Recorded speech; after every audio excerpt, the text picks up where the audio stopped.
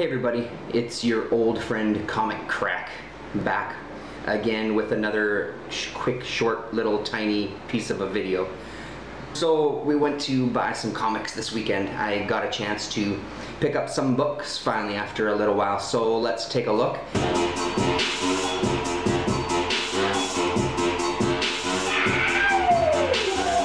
So first up is Saga then, 17 and 18. I have been wanting to catch up. It's interesting. Special Sexy Lady Friend is reading this as well. It's the only comic that she reads so far. We'll see. She's really liking it, and she was really excited to read the single issues alongside with me, which makes me a tiny bit nervous.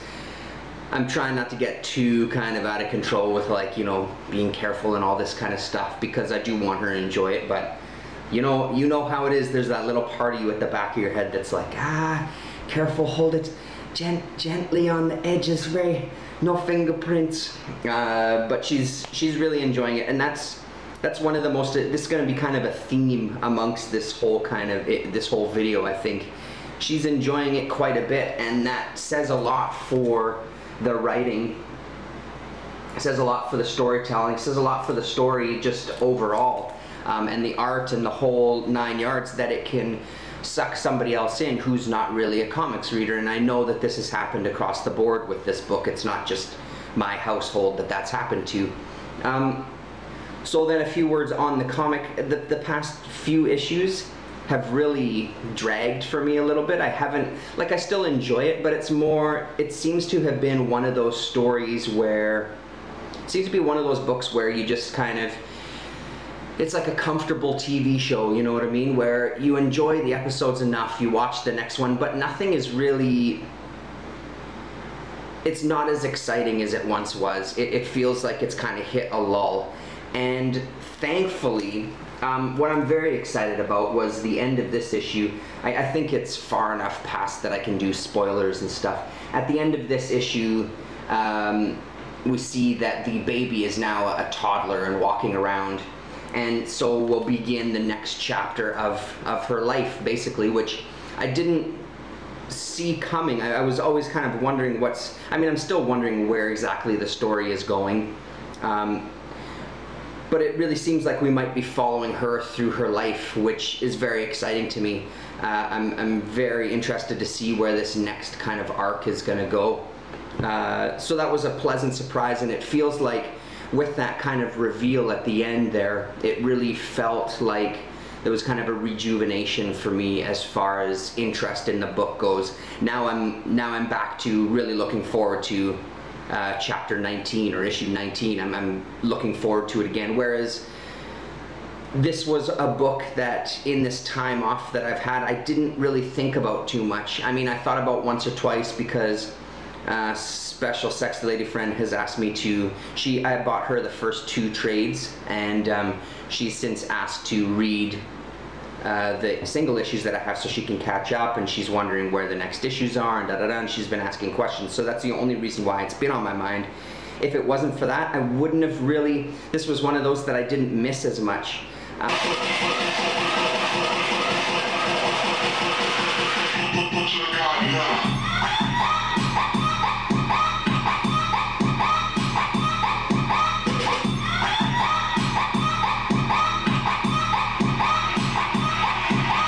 So Velvet was a book that I was really missing.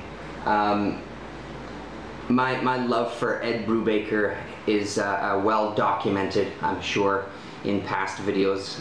Hopefully that's not too much glare there. Hopefully that's coming up. And this book, I felt the first issue was strong enough. It didn't blow me away like the first time I read Criminal. That blew me away. But it was well done enough that I was really interested in finding out some more and seeing where the story was going. I've only read issue 2. I just read it last night. I haven't read issue 3 yet. But I'm telling you, I'm loving it. And the one thing that stood out for me about his writing that I guess has always been there, but it never really registered as much. In those moments, instead of letting the pictures do all the talking, he really fills in kind of a narrative, and it reads like it would a kind of pulp novel. It has that kind of feel, the way that he writes. And I find I really like it matched with the pictures. Instead of, you know, there's definitely times with comics where the pictures can do the talking and I have no problem following. But I just really like, he's hitting, the thing with Brubaker's writing is he knows genres, he knows how to play within those genres, and he knows how to write those genres.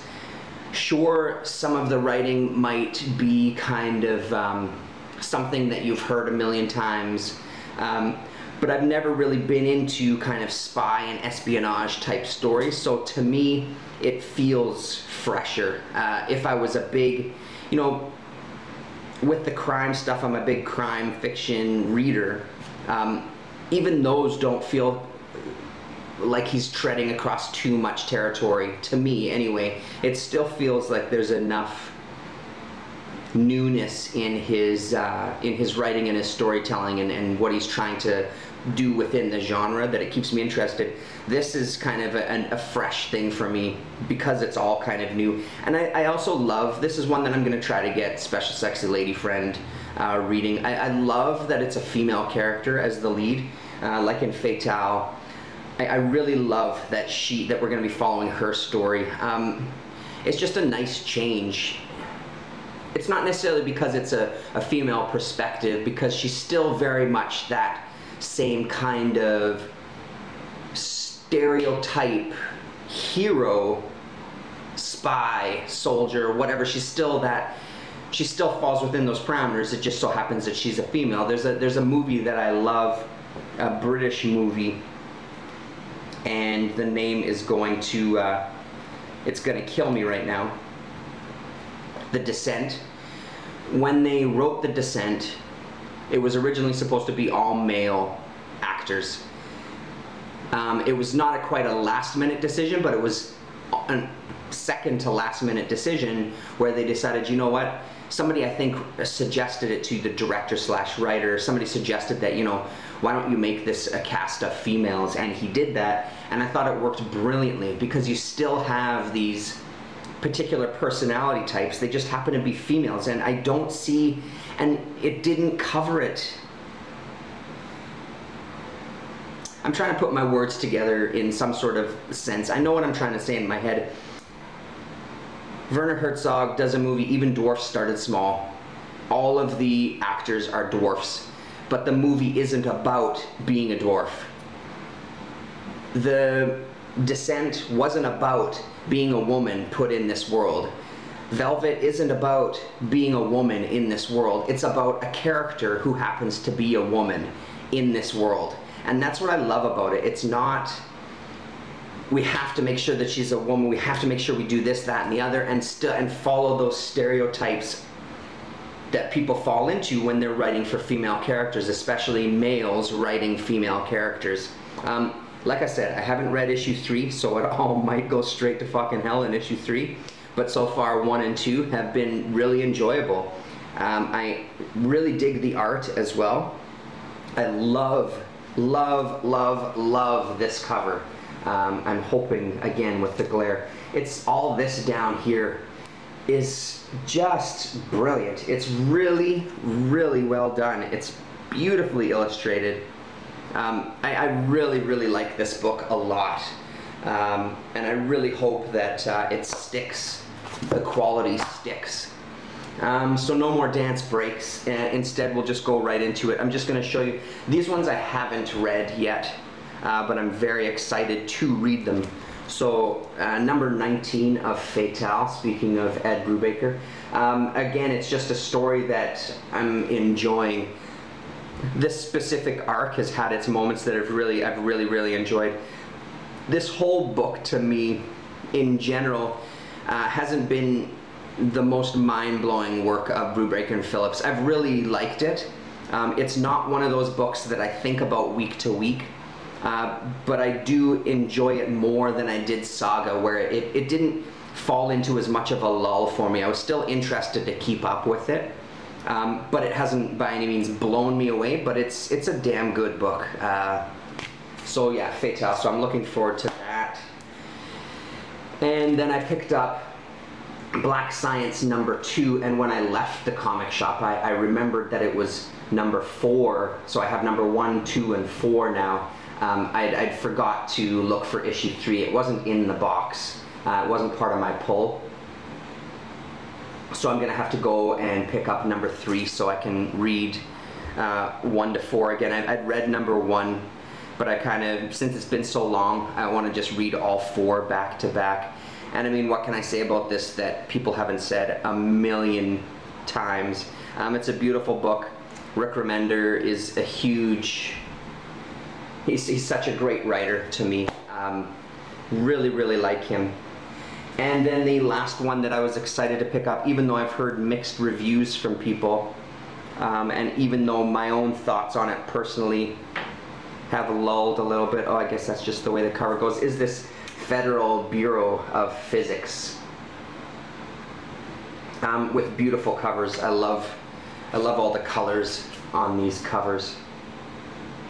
So there we go. So that's what I've got, and I have a feeling I'll probably read all of these again in a row. So that's 6 and 7. So it's nice to be back, basically. It's nice to be back reading comics, even though, you know, it's just a small stack to start with. I'm anxious to pick up again with Daredevil.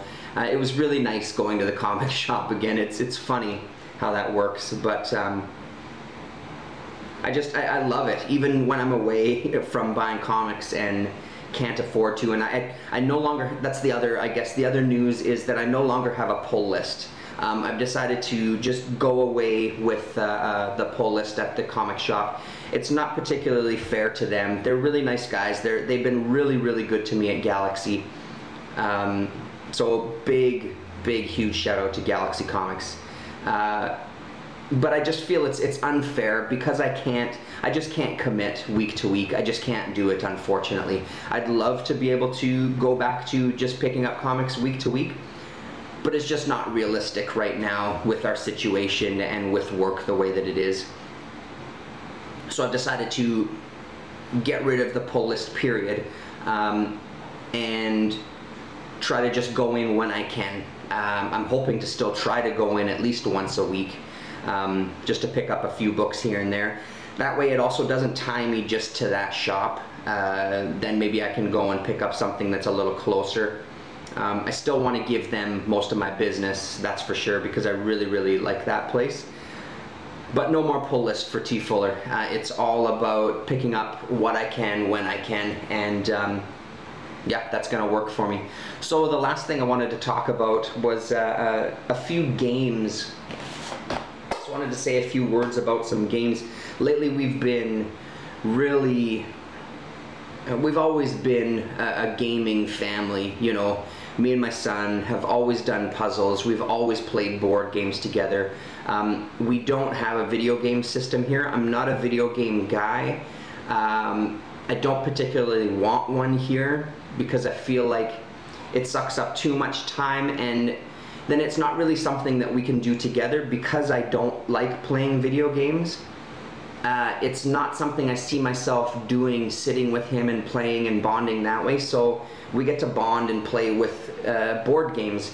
And now with our new life with Special Sexy Lady Friend, she loves it as well too. So that really gives us all something to do together. And when we go to visit my parents have always been big card game players and board game players too. But the exciting thing with Jaden is that because he's getting older now, and he's played from so young, I can buy games that are outside of his age range, and he catches on fairly quickly. So we can enjoy, there's a wider spectrum of games that we can enjoy together now. And there's a few good gaming channels here that Spiro.geek has had kindly enough suggested to me. One was the Dice Tower that I really, really like because they have a lot of different reviewers on there. And one of the main guys, whose name escapes me right now, he has kids as well, so there's always that perspective as well.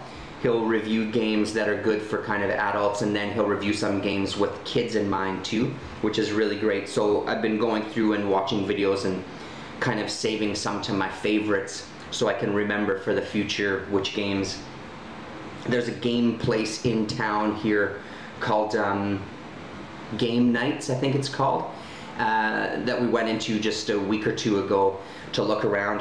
Fantastic. We bought an expansion for the game Hive, so it was a new insect basically. If you don't know Hive, just check out Hive. It's kind of a chess type of game where the certain insects only do certain moves, and you have to surround the opponent's queen bee. It's surprisingly fun.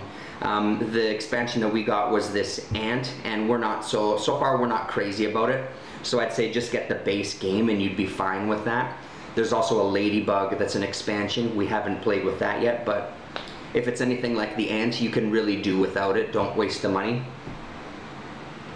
Anyway, focusing. The games that, there's been a few games that have been surprising as well too. We knew that we would like them, but I'm just going to talk about two briefly. We went to the comic shop, and when we went to Game Nights, we were looking for Adventure Time Card Wars. If you know the show Adventure Time, there was an episode, Card Wars, where Finn and Jake were playing this magic-ish type of game together. They put it out. There's a Finn and Jake set, which is this one. And then there's a BMO and Lady Rainicorn set.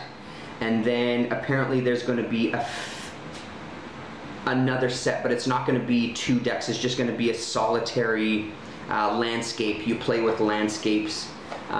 Maybe at this point I will pause and then we can kind of take a closer look. Okay, so here's Card Wars. There was an episode of Adventure Time where they played a game, Card Wars, as I've said already, and what they did was recreate the game for everybody else to play. So here's a look. Instructions right here. This is a red, this red lens comes with, because there's a card in here that I think has some bonus as far as, I think there's a video game version that's coming out. Here's that card right here. It's the pig, and if you've seen the show, yes, you can floop the pig. So it has this red here, and then this gives you a bonus code, I think, to get something extra for the video game portion. Anyway, Finn's deck, the Blue Plains. Jake's deck, the cornfields. Then you have the landscape cards. There's 4 on each side, and you lay them out in this configuration. This is called a lane. When you put them together, it's a lane. So a creature in this, and it can only battle a creature here. It cannot battle across a lane. It has to fight in its own lane. You can flip over people's landscape, which helps you somewhat, which I'll get into. So each character eventually will look like this. You'll be putting them, oh, let's put them in the right spot here. So they fight like this, and then there is buildings that you can put as part of the lane too that give you extra powers. This one says pay 2 actions, steal a random card from your opponent's hand and play it at no cost. So that sort of thing. At the beginning of your turn, you have 2 actions. Each you can see on here. Let's get a 0 and let's find a 2. So there's a variety. This guy costs 1 action to play. This guy costs 2 actions to play. This guy costs 0 actions to play. It gets a little, the biggest thing that we found with this game was that it does get pretty confusing if you're not if you're not a Magic type of CCG player, and that's the difference between this and Legendary, which I'll get into when I talk about Legendary. This one felt like there's always times, we haven't played a game yet where we've played it successfully from beginning to end. We've always made a mistake or two while playing it. I'm sure that that kind of thing will get easier as we go on, but it's a lot to remember, especially if you have, when you get to a point where you have 4 creatures on all your lanes and there's a lot of cards in play and you're in this battle, etc. The whole idea is each player gets 25 chips. The numbers on them for that side of it don't matter.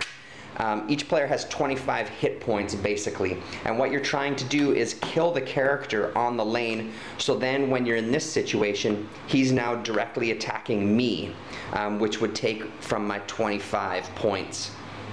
Once you're down to 0, you lose, the other player wins and is deemed the cool guy.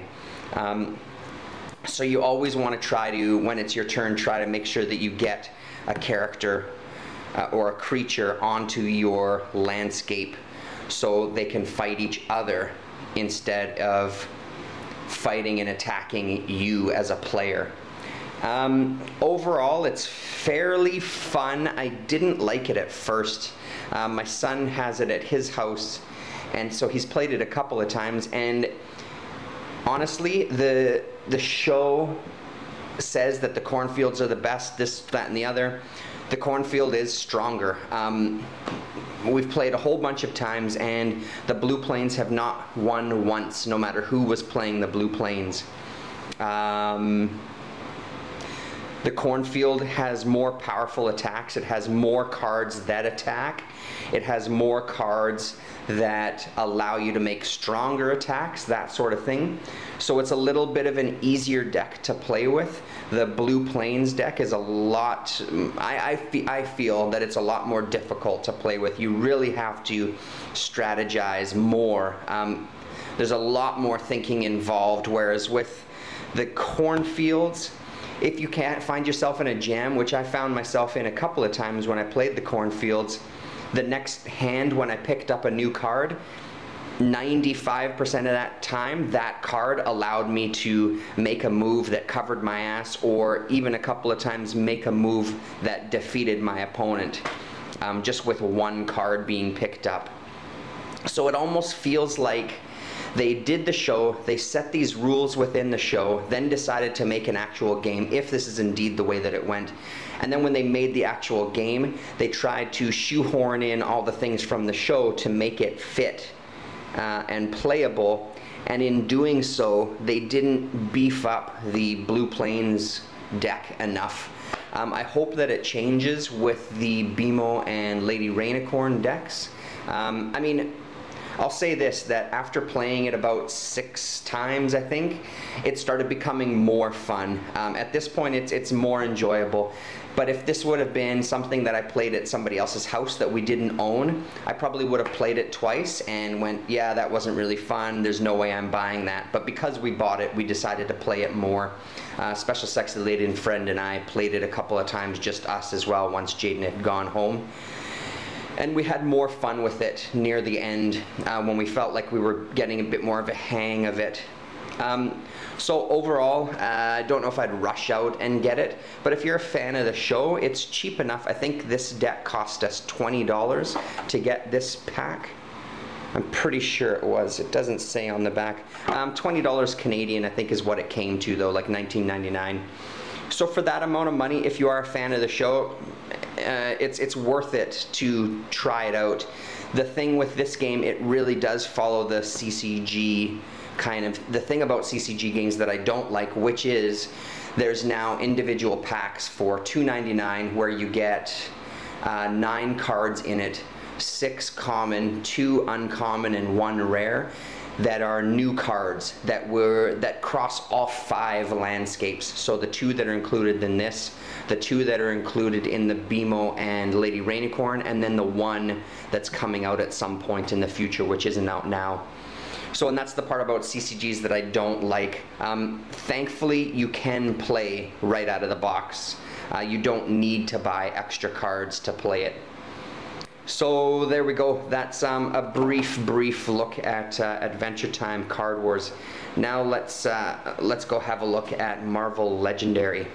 So here we are looking at Marvel Legendary, and this is the basic game. There's now 3 expansions out, with a 4th one on its way later this year. I think their plan is to do 2 a year, 1 smaller expansion and then 1 bigger expansion. The expansions introduce new characters, new villains, new schemes and missions that you have to achieve.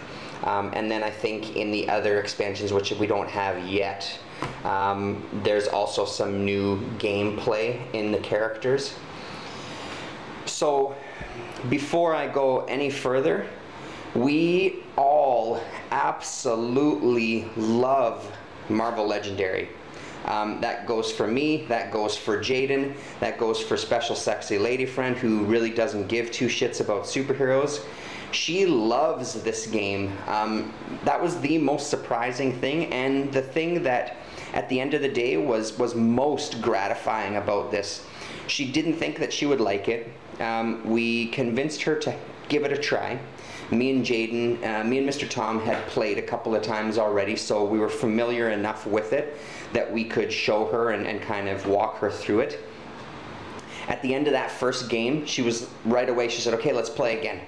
And she was surprised how much she liked it, and 100%, I completely applaud Upper Deck and Marvel and the designers and everybody who dealt with this game, because part of the reason she loved it so much was that it's pretty damn easy to get a hang of.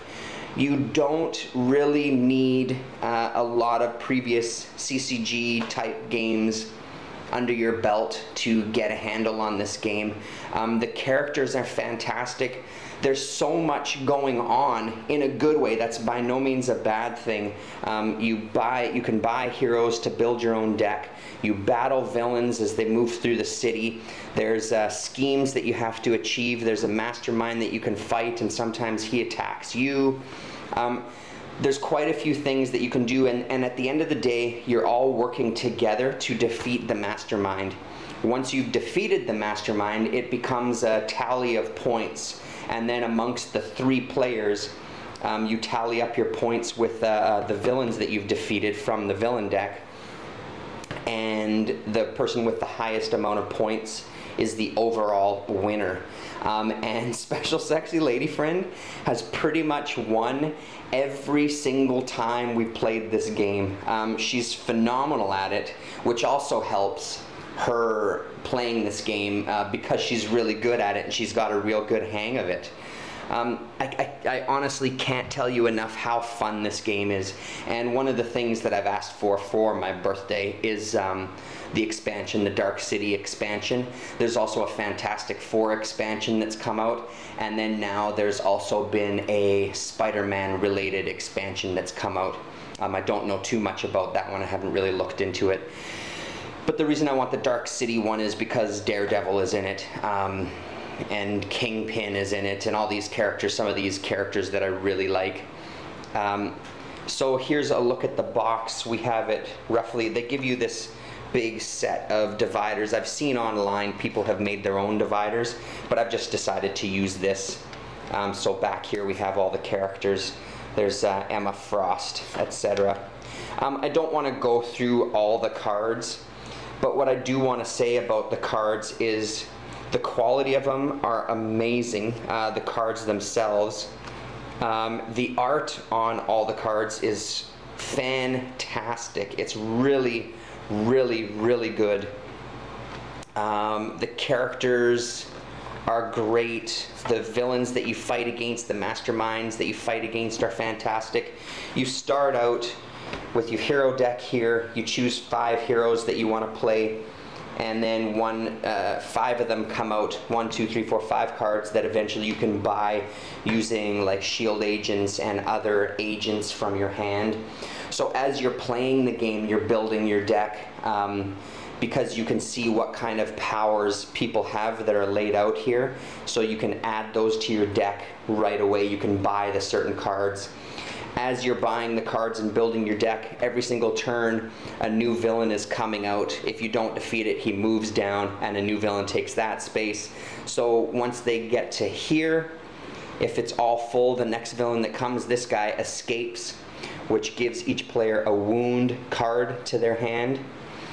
Some of the villains can capture bystanders, and depending on the scheme, there's one particular scheme where I think if it's 7 villains escape, you lose. There's some schemes where if a certain amount of bystanders get captured and escaped, you lose.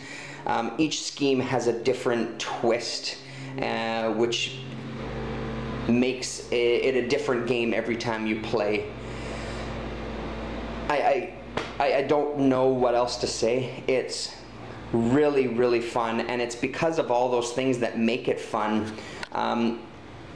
Because you can get a grasp on the game so easily, it really allows you to explore the different schemes. And with each of the expansions, there's new schemes that are included as well, so you don't have to keep playing the same schemes and the same mastermind the whole time. You can just keep renewing it. So it makes every single game completely different. We've played this game, I don't know how many times, 20, 24 times? I don't even know. We've played it a hell of a lot. Pretty much every weekend that Mr. Tom comes over, we play it at least once. Well, actually at least twice. Sometimes 3 or 4 times. It really depends. And the length of the game really varies. We've had some games that have lasted kind of 20 minutes. We've had other games that have lasted a good hour. Again, it depends on the difficulty. You can play with up to 5 players, which is really great. It has a basic setup here for you right on the board. And then on this side, it gives you a turn order, what you do on your turn. Just brilliant. Really, really, really well done. I would highly, highly recommend this to anybody who's, whether you're interested in superheroes or not, it's just a brilliantly designed game and one that's really easy to pick up. We bought this for Mr. Tom for Christmas. I think the starter box that you're looking at here was $50, I believe is what it was. And I'm not sure off the top of my head how much the expansions are. I didn't look at the price, to be honest. I just looked at what the expansions were. So it's worth it. And again, the good thing about this compared to the Adventure Time game is right out of the box, again, you can play it right out of the box. There's not individual packs that you have to go and buy to complete things where it is with Adventure Time, where you can buy some cards to beef up your deck. The only thing that you can buy are the expansions, which is good because if you don't like the game or you think that this is fun enough as it is, you absolutely don't have to buy the expansions. Once you've bought this, you don't need to buy anything else if you don't want to. But if you're anything like us, you love it so much that I'm really, really excited to get the expansions. I would gladly shell out more money for this game because of how well it's designed and how well it plays. The instructions, it is a bit to read, and it did take us a little bit. The thing that's the hardest about it is the initial setup and teardown of the game.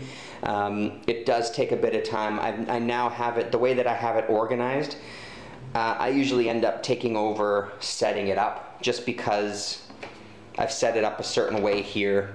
I know exactly what I'm doing now based where the cards are, so it just ends up being easier for me to set it up. So yeah, huge, huge hit. A huge hit. Marvel Legendary. Run out now and pick it up Oh, and just on a side note, that's a pretty tasty beer. I don't know if that's available everywhere. 2%, and it's grapefruit. Yeah, there you go. That's what I end up drinking these days after work. Marvel Legendary. So there we have it. There's a look at some books and a couple of games. Thanks for hanging out with me for a little. And I'm excited to be back and reading comics again. I'm excited to be going to the shop, and looking forward to another weekend of catching up. So hopefully this week I can find that last that number 3 of Black Science, which is kind of high on my list. Another thing that was high on my list was I guess this. Today is Tuesday. I think it was last Wednesday. I think there was an X-Men book that had come out that was a giant size with a bunch of different artists, and Raphael Grandpa had a story in it.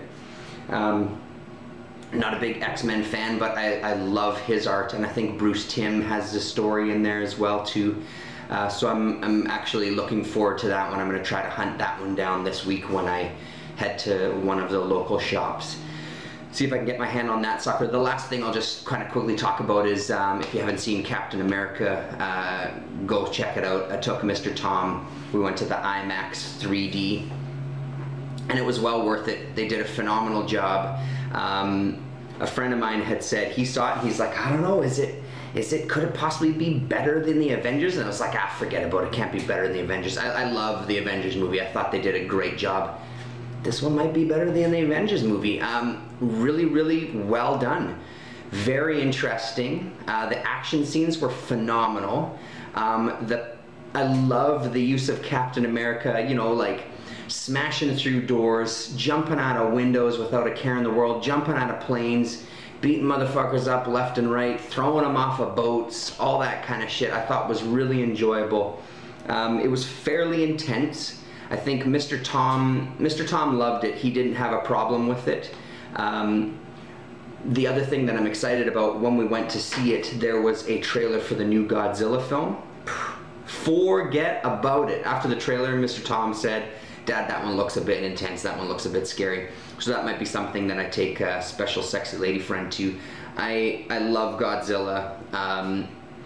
This one looks intense, it looks actually scary. The trailer made it look like it was a bit of a scarier, more serious movie instead of just kind of a joke of giant monsters fighting and stuff. I'm very, very interested in checking it out. I know a couple people who worked on it. And obviously on set it's a different experience. You know, you're in front of green screens a lot, but they said some of the days, they told me about a couple of days were just huge days, you know, a bridge that had been rigged, part of the bridge to actually physically move with cars on it and stuff. So it sounded like it was a lot of fun to work on it, but god damn, it looks great. So that's it. The little dance numbers there, I've been into this. There's this style of music called trap music, T-R-A-P. If you're into downloading music, just look for some of the trap compilations. I think the compilation is called All Trap Music 1 and All Trap Music Volume 2. There's some good stuff on there. There's some stuff that's not so good. But as with any compilation, you're gonna wade through and find some good things. If you're into electronic music, check it out. That's it. I'm out of here.